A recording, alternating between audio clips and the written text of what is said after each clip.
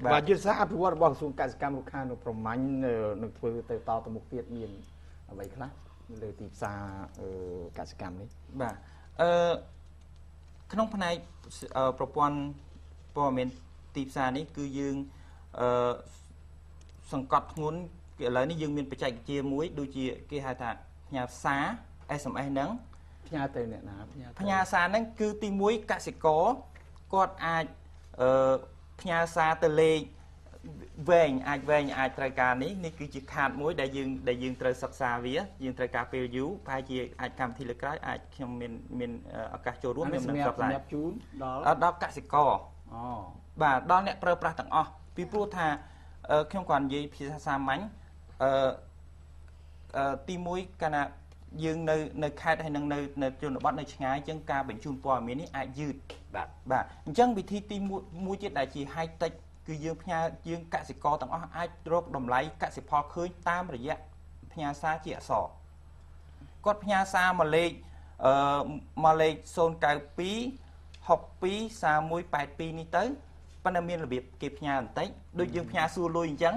ដូចតាមរយៈប្រព័ន្ធទូរស័ព្ទយើងផ្ញើទៅយើងដល់ពេលនេះគេប្រាប់ reply មិញថាទឹកលុយអ្នកឯងនៅសល់ប៉ុណ្ណេះប៉ុន្តែនៅក្នុងនេះផ្ញើមកលេខហ្នឹងទៅហើយមានផ្ញើលេខកូដដំណាំហើយនឹងលេខកូដទីផ្សារពេលហ្នឹងតម្លៃហ្នឹងនឹងឆ្លើយតបទៅវិញថាបាទតម្លៃខណៈកាត់ឬក៏តម្លៃតសក់នៅទីផ្សារគឺតម្លៃប៉ុណ្ណេះ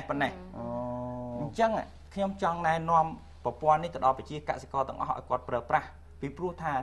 គាត់នៅទីណាក៏ដោយពេលណាក៏ដោយក៏គាត់អាចទទួលបានព័ត៌មាននេះដែរប៉ុន្តែថាលោកជឿថាកសិករខ្មែរលោកមានភាពប៉ិនប្រសប់ក្នុងការប្រើ SMS ហើយកន្លែងខ្លះទៀតសូមបញ្យល់កន្លែងនេះបាទនេះគឺជាគោលដៅមួយដែលយើងនឹងពង្រីកបាទតាមបើសិនជាគាត់យកអាហ្នឹងទៅមើលគាត់មិនអាចយល់ទេតើតែខាងខ្ញុំចុះទៅបង្រៀនបាទនេះទាមទារពេលវេលាទាមទារ resource តែកូនគាត់អាចយើងអាចប្រាប់ម្ដងអាចបានអញ្ចឹងខ្ញុំបានជម្រាបជូនថាយើងមាន2គឺផ្នែកប្រព័ន្ធព័ត៌មានទីផ្សារនិងផ្នែកអភិវឌ្ឍទីផ្សារ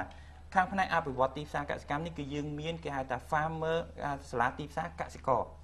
សាលាទីផ្សារកសិករនេះគឺយើងបានចុះទៅបង្រៀនកសិករតាំងពីរបៀបប្រមូលផលថាតើយើងប្រមូលបែបម៉េចនៅពេលណាដែលផលិតផលគាត់អាចរក្សាទុកបានយូរហើយមានគុណភាពល្អនៅក្នុងនឹងក៏យើងអាចបង្រៀនពីរបៀបប្រើប្រាស់នៃ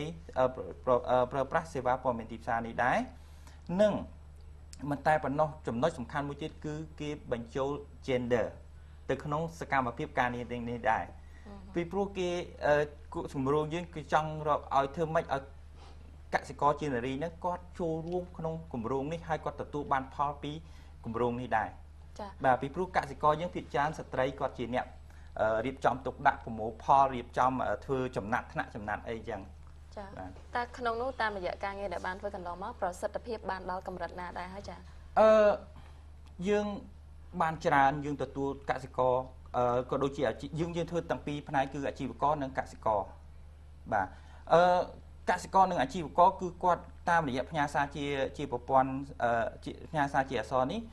កសិករនិងកសិករនិយាយចំកសិករគាត់អាចរកឃើញតម្លៃមិនតែប៉ុណ្ណោះគាត់អាចរកឃើញលេខទូរស័ព្ទ contact number របស់អ្នកដែលទិញនឹងទៀតនៅក្នុងទូរស័ព្ទនៅក្នុងសារនេះគឺប្រាប់ហ្មង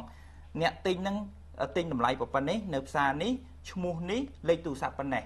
អញ្ចឹងកសិករយើងគាត់អាចមើលទៅក្នុងគេប្រៀបធៀបតម្លៃណាខ្ពស់ជាងធម្មតាអ្នកលក់គាត់ចង់បានខ្ពស់អញ្ចឹងគាត់អាចទូរស័ព្ទទៅតាក់ទងថាឥឡូវខ្ញុំមានផលិតផលប៉ុណ្ណេះ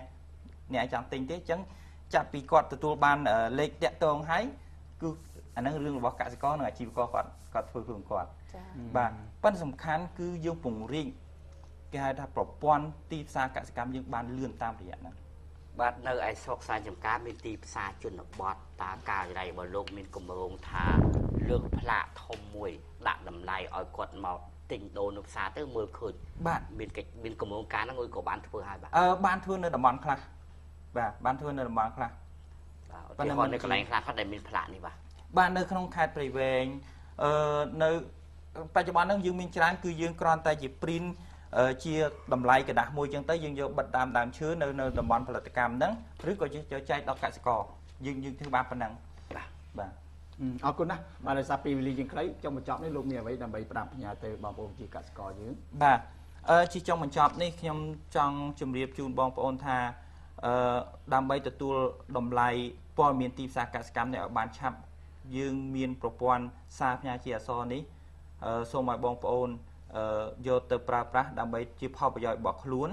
ហើយបើសិនជាបងប្អូនកសិករឬក៏សហគមន៍កសិករឬក៏អង្គការណាដែល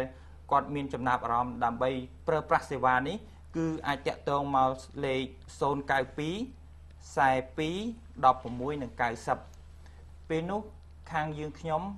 នឹងអាចរៀបចំជាក្រុមហើយចុះទៅបង្រៀនក្នុងរយៈពេល1ថ្ងៃឬក៏2ថ្ងៃដើម្បីប្រើប្រាស់ សូមបញ្ជាក់ជូនកសិករឡើងវិញថាលេខទូរស័ព្ទដែលអស់លោកអ្នកអាចតាក់ទងបាននោះគឺ092 42 16 និង 90 បាទអរគុណបាទប្រិយមិត្តទូទាំងជននេះគឺជាសារៈប្រយោជន៍មួយទៀតសម្រាប់ដល់ប្រជាកសិកររបស់យើងក្នុងគោលបំណងដើម្បីនឹងបើកម្មវិធីយើងមិនច្រឡំទេគឺដើម្បីនឹងជួយដល់ប្រជាកសិករនៅក្នុងការដែលមានឈ្មួញកដាលណាមួយទៅវាតម្លៃរឿងតម្លៃកសិកម្មមិនត្រឹមត្រូវហើយក៏ធ្វើឲ្យបងប្អូនបាត់បង់នូវផលប្រយោជន៍នៃការលក់ដូរកសិផលរបស់បងប្អូនដូច្នេះខាងអង្គការខាងការិយាល័យទី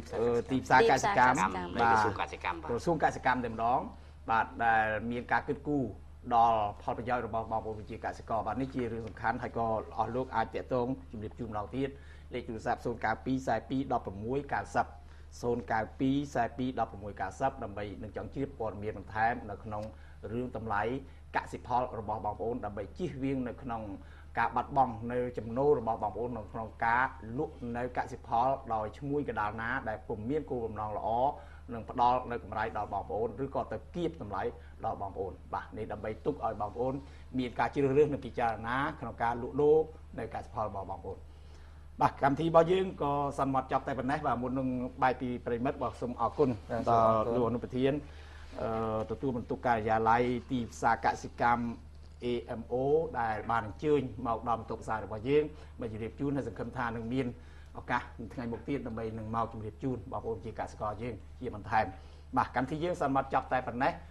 សន្យាវិលមកជួបប្រិមិត្តជាថ្មីម្ដងទៀតនៅថ្ងៃស្អែកតាពេលវេលានឹងមកដដែលនៅពេលនេះយើងខ្ញុំទាំងអស់គ្នាសូមគោរពលាសូមអរគុណ